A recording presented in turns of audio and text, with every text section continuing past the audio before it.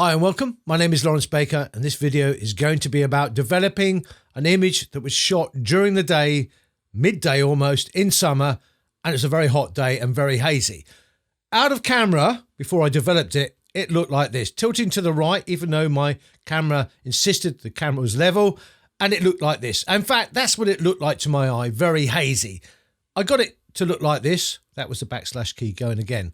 So not bad. Why do I shoot during the day? Well, I need to sell photographs. I live on an island off the south coast of England called the Isle of Wight. It's a holiday destination and these type of shots sell. So I sell them via stock photo agencies. Now I need to make a virtual copy of this.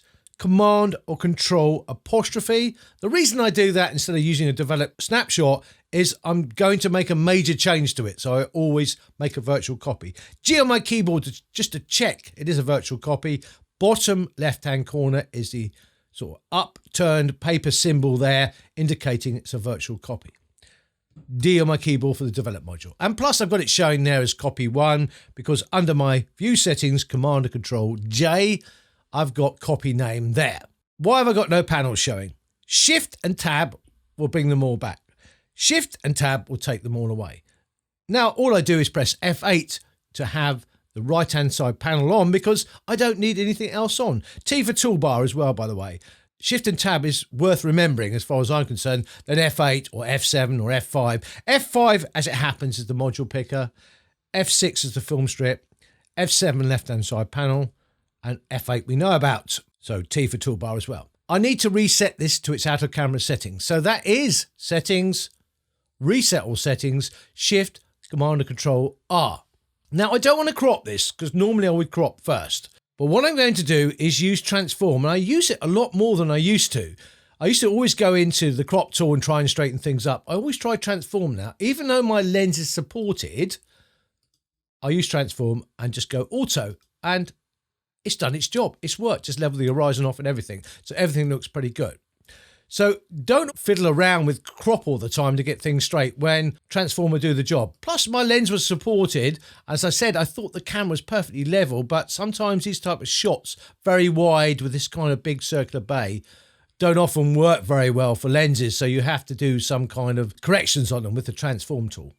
Anyway, basic panel, which is Command or Control 1. And I'm also in solo mode, right click, so only one panel can be open at any one time. So Command 7 is transform, Command 1 is the basic panel. Adobe Color, it's all right, but I prefer Adobe Standard. I don't like Adobe Landscape, by the way. As shot, well, I shot during the day. Very harsh light, daylight will be absolutely fine. Auto, I always use auto now. I never used to. I think auto is pretty good now. It's improved a hell of a lot. And now it moves vibrance and saturation. I think that's a bit too bright. And I might bring the shadows down a bit and bring the blacks up a bit. So it gives it a little bit more contrast. I still want it to be bright because it was a bright day. But I think that's more than enough. Now, you can see I've got some clipping in the blue channel there. And I've got clipping in all three channels. So that cloud there is blown out, so let's click on that, zoom in on that, and show you that. You can click that there and keep it on permanently, or just mouse over, let's turn it off. And Z or Z to zoom back out. Don't use the space bar, especially if you're in a tool, because it won't go anywhere. That's why I always remember Z or Z instead of using the space bar, because inside a tool, it won't work. And I think for the shadows around there, if I mouse over, you can see some blue down there. So I've got a problem there as well. Z or Z. Now, to me, that's an acceptable amount of clipping. I don't mind that. I still think it's a little bit too bright, and I might bring down the blacks a little bit more, actually, and just the shadows a little bit as well. And maybe bring down the whites a little bit as well. I want to have contrast. Anyway, it's looking pretty good. Now, clarity, I'm not going to use texture. Texture's for close-up texture. Whereas this is foliage, which is at a distance and it doesn't need any texture adding to it or taking away from it. Texture is great for portraits on faces when you take it into the minus. And let's say you shot a flower and you take it into the positive, it can really accentuate the texture. It doesn't shift color or tonality much, which the clarity definitely does, and also Dehaze does as well. I'm going to zoom in again. And by the way, my zoom levels, F7, are Z or Z Fit and 1:1, I might go 4:1. I might even bring it down to 3:1 actually. That'd be fine for me. So Z or Z will take me between fit and 3:1. So I'm at 3:1. Let's take that clarity up. I always like to zoom in with clarity to see what's going on. And I actually think it's looking pretty good. I might put it on 1:1 now. Yes, that's okay. I'm on 29. I might even push it a little bit higher to about 40. You can get away with a lot with clarity. It's one of my favourite sliders, especially for landscapes. Now, Dehaze, I'll zoom back out now, Z or Z and F7 to lose that left-hand side panel. Dehaze will improve that sky. Straight away, the sky's got better. The trouble is it's affecting the whole image. So what I'd rather do is put on a graduated filter. Whilst I'm here, though, I might just bump up the saturation a tiny bit to 8 and vibrance up to about 26 from 20. And I can see sensor dust, so I should deal with it now, but I'm going to put the graduated filter on first. M on my keyboard. You know, it doesn't matter which way around you do it, things like sensor dust. I'm going to bring that down almost to the bottom. The reason being is on range mask, I'm going to use color, bring out the eyedropper, click on it, bring it out, sample that area there, like so, then shift to add to it a few more blue areas, probably even the sea actually, and a bit of cloud over there, so it's affecting the cloud as well, and a bit over there, and that'll do. And then bring the amount up a little bit higher to about 70 or 80, maybe around 70 there. Let's get rid of the eyedropper by clicking here and putting it back in its holster, so to speak. First thing I'm going to do is bring down the exposure. And I can see a bit of sensor dust showing up already, and I'll deal with that in a minute. Let's get this bit right first. So I'm bringing the exposure down. Not too much, because Dehaze will really work for me here. So Dehaze straight away is really working. I might add some clarity to that as well. I don't want to go too far with Dehaze, it will ruin it, because, you know, I want reality, but not too much. So probably around 15, and I've got 13 for the clarity. Why am I putting clarity on clouds? Well, you know, they got edges, and the sky was extremely bland. If I turn this off, you'll see how bland it was. So I'm trying to bring some atmosphere back into that sky. So a bit of clarity and probably a bit of sharpness as well. Now, I'm looking at it and thinking it's looking a little bit unreal. And what I might do with hue, and hue's about colour, and hue runs from 0 to 360 degrees. And if I go to the left, it'll make it lighter blue. If I go to the right, it'll make it darker blue. So I'm on fine adjustment as well, just to see if I can make it a little bit less intense blue, a lighter blue, which is actually working now. And I might bring the exposure up a little bit and the dehaze down a little bit. I think it's, now maybe, no, I'm going to take exposure down. I like to get these bits right. So I'm looking now and thinking exposure isn't having as much effect as dehaze. So I'm going to bring up the dehaze a little bit more. Yeah, that's looking real enough. A little bit less. I think that's okay. Now, I know I got sensor dust there, so Z or Z on my keyboard, spacebar for the hand tool. That is definitely sensor dust. Q for the heal tool. I often call it the brush, healing brush, because I do use it a lot in Photoshop, but here it's called spot removal. I must remember that. So Q, right-hand square bracket key. I'm on heal. I've got hardly any feather, but that will do. I'll click there. We'll get rid of that. And that is not actually sensor dust, but I'm going to get rid of that and that because it looks a bit strange. Doesn't look like a cloud at all, so I've got rid of that. I might drag that down to go over there a little bit, actually. Yeah, that's better. Right. Yeah, I'm just going to have another look around. I think I had a little bit of a smudge somewhere else, but I can't see it at the moment, so it can't be that bad if I can't see it. So, no, I can't see it. Oh, there it is. It's there. Probably a bit of grease on the lens. I'm being fussy, but why not? Q to lose the heal tool, whatever you like to call it. Z or Z to come back out. Oh, that's looking pretty okay. I want to liven up this heather now. HSL. So I believe that's Command and Control 3.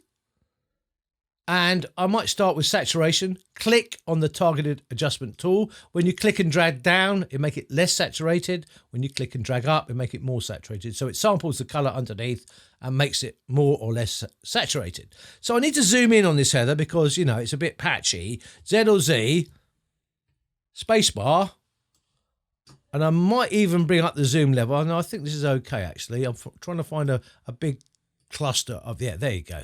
around there somewhere will be fine. So I'm going to click and drag up there just a little bit. And I'm moving the magenta up. So at the end of the day, I could just move the magenta up, which I'm going to do now. For luminance, again, I'm just going to bring the magenta up because knowing that it's mainly magenta, so that looks pretty good. There's not lots of heather there, but that makes it look a lot better. Now, it's very green, and I would say it's too green slightly. So I'm probably going to bring the luminance down and saturation for the green a little bit. So I'm using the targeted adjustment tool here. I'm going to drag on that, and it will move yellow as well.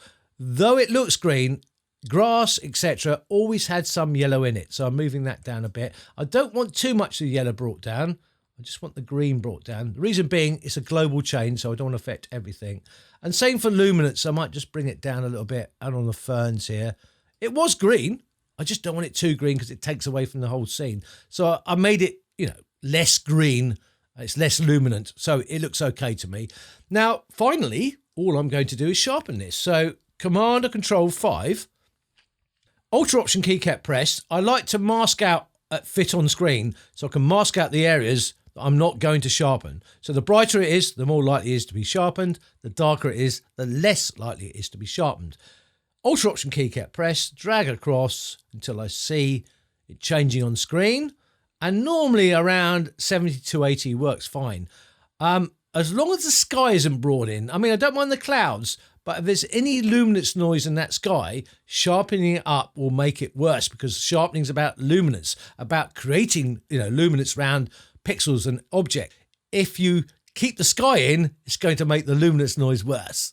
So I hope you got that. So F7, I might go to 4:1 now on the fit. 4:1. Because what I'm going to do, just for this demonstration, is come up to that area there. F7 to lose the left-hand side panel. And what I'm going to do now is the Alt Option key kept pressed. Try the detail. The trouble with the detail slider, you do need some detail because it can actually turn the sharpening off if you put it to 0, but you don't want too much detail. So often I'm looking for that worm cast effect and I'm getting too much. So it defaults at 25. So that gives you an idea that you do need some detail. It's a complex subject, but you can't turn it off completely because you'll turn off the sharpening. I'm looking at detail. I think that's fine. Now, radius, you can see the radius is already there. Alt Option key kept pressed. And as I bring it up, you can see that radius getting wider. And that's obviously far too much. So around 1.2 looks okay. Now, I actually take off the Alt Option key now and look at things when I bring the amount up. So I'm going to bring it up. Now, if I took it up to 150, you can see it's got very jagged around those edges there. It looks ridiculous. So I'm going to bring it right down to about, I'm looking for a little bit of a luminous border, but not too much. I reckon around 80 looks pretty okay. Z or Z to come back out again. If I turned it on and off now, you probably wouldn't notice much difference. Not a massive amount. So what I might do is just zoom back in here, let it render on my screen, and then just turn it on and off. Off, very blurry. On, it's not too crunchy, it's ideal. Z or Z to come back out again. So that's it, guys. F7 to bring back the other panel. Let's go full screen on this and see what it looks like. Yeah, it looks okay. It's sellable. It's far better than it looked originally, as far as I'm concerned. That sky doesn't look over the top. So I used daylight for the white balance, Adobe Standard, did an auto on it, changed the black slider and the shadow slider to give it more contrast. And then I bumped up the colors for the heather, took down the green saturation and its luminance, and basically sharpened it up. Job done. And of course, the graduated filter and a few bits of sensor dust we had. The graduated filter, I had to get exactly right because if that sky was too blue, it would look unreal. That doesn't look too bad. I hope you got something from this, guys. Thank you very much.